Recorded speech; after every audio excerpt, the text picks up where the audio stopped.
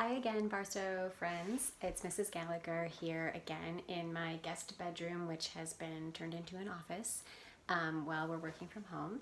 And I wanted to tell you about another game that I have in mind. We play this in school a lot. My students really seem to love it. It's called Missing Factor, and we play with multiplication facts, but you could easily adjust this game so that you play with addition facts instead.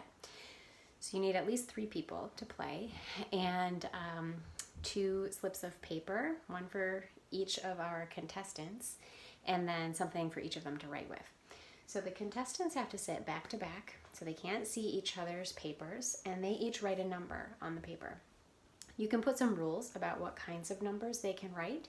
In the middle school, we usually have a range of numbers like from 2 to 12 that you could put on your paper.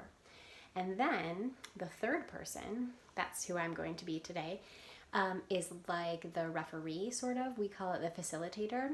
And that person will say, okay, 1, 2, 3, show. And the 2 contestants will show their paper, but not to each other, just to the facilitator. So the facilitator looks at the papers and can see what they wrote. I don't know if you can tell, but the dragon wrote a 3 and the ogre wrote 5. And the facilitator or the referee has to multiply those numbers in their head. So I'm thinking, what is 5 times 3? Oh, 15. So I say that out loud, 15, to my 2 contestants. And then they have to think, I know what I wrote on my card. What times my number equals 15? So they're like finding out what is the missing factor that would make a number sentence that would be true. So the dragon would be thinking, well, I know I wrote a 3, and she just said 15. What times 3 equals 15? While the ogre is thinking, I know I wrote a 5. What times 5 equals 15? And then as soon as they figure out what the other person wrote, they have to shout it out as quickly as they can.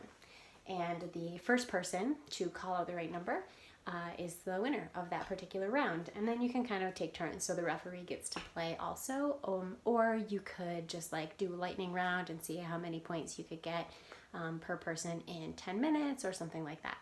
If you wanted to play with addition, the referee could add the 2 numbers together. So in this case, I would look at the 5 and the 3 and I would say 8.